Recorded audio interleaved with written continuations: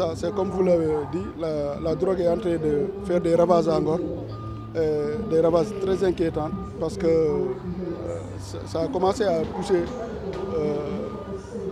toutes les couches de la population ngoroise. La jeunesse est dedans, les dames sont dedans, les jeunes filles sont dedans. Voilà. Vous voyez, c'est un fléau qui est en train de faire, qui est dans toutes les maisons maintenant, ça touche toutes les familles. Donc vous voyez, donc ça nous a interpellés. Ça nous a interpellés dans la mesure où ce n'est pas que ça. Vous savez, Ngor, c'est un lieu qui a toujours été paisible, tranquille. Et maintenant, vous voyez toutes les maisons qui sont là, la drogue est partout. Même à travers les bâtiments, vous savez que ça, c'est du blanchiment d'argent à haut niveau. Mais nous, ça ne nous a jamais inquiétés. Aujourd'hui, ce qui nous inquiète, c'est que c'est dans nos familles maintenant.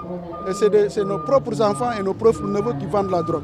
Vous voyez, à ce niveau-là, il n'y a plus à attendre quoi que ce soit. Donc c'est ça notre problème en fait.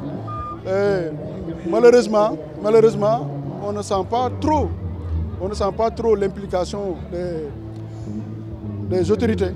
On a vraiment fait tout ce que nous devions faire concernant ça. Bon, en ce moment-là, on a recommencé à parler avec les forces de l'ordre et de sécurité, forces de défense et de sécurité, les FDS. La gendarmerie vient régulièrement ici. C'était un problème à un moment donné parce qu'il y avait un conflit entre les Ngorois et la gendarmerie. Ça nous a posé beaucoup de tort. Aujourd'hui, nous demandons la présence de la gendarmerie sur la commune d'Ngor. Nous demandons aussi vraiment la présence des unités spécialisées sur la question, en l'occurrence l'OCRTIS, parce que leur travail, je sais qu'ils peuvent mieux faire le travail qu'un autre organisme. Donc c'est ça, les pirogues, ils débarquent régulièrement ici, sur la baie d'Ngor, ils débarquent le produit, donc au su et vu de tout le monde. La dernière fois, on a des brigades de veille qui ont intercepté une pirogue. Avant-hier, ils ont intercepté une personne qui avait des trucs de drogue, Dangote, qu'on appelle Dangote, les drogues de synthèse. Donc vous voyez, le problème vraiment est là. Et on le vend aussi comme des petits pains. On vend ça comme si on vendait la bouillie, comme si on vendait le pinton. C'est vendu, c'est sûr, de tout le monde. Et c'est dans les maisons. Ce qui est grave, maintenant c'est dans les maisons. Vous voyez le problème social que ça pose. Tu ne peux pas aller dans une maison et dire que telle personne est en train de vendre de la drogue, vous le cueillir et faire tout. Voilà. Donc vous voyez, et c'est nous tous, on est une communauté où nous tous, on est parents. C'est ça la complicité. Donc quand la situation est comme ça, ce qui s'impose pour régler ce problème-là, c'est l'État qui doit prendre ses responsabilités en faisant ce qu'il doit faire. En faisant quoi?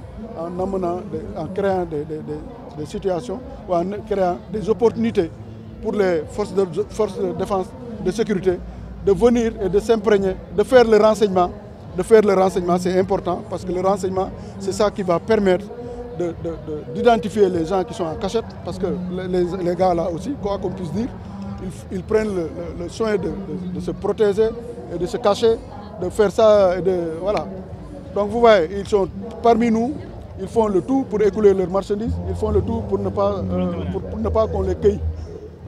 Voilà. Donc, les solutions, c'est d'abord de faire la communication, de faire la sensibilisation, de faire de telle sorte que toutes les populations épousent le combat, qu'ils se mettent à porter ce combat-là, parce que c'est un combat qui nous interpelle nous tous. Parce que si on ne fait rien, ça sera demain, nos petits-enfants, nos enfants, ça sera une guérilla, ça sera comme à Marseille. Voilà, vous allez vous réveiller avec des coups de feu tout le temps, régulièrement, et ils tueront certainement des innocents. Ouais, donc on ne veut pas vivre dans cette atmosphère-là. Vraiment, on ne veut pas vivre comme ça. On ne veut pas avoir une situation de guérilla dans notre commune. Voilà.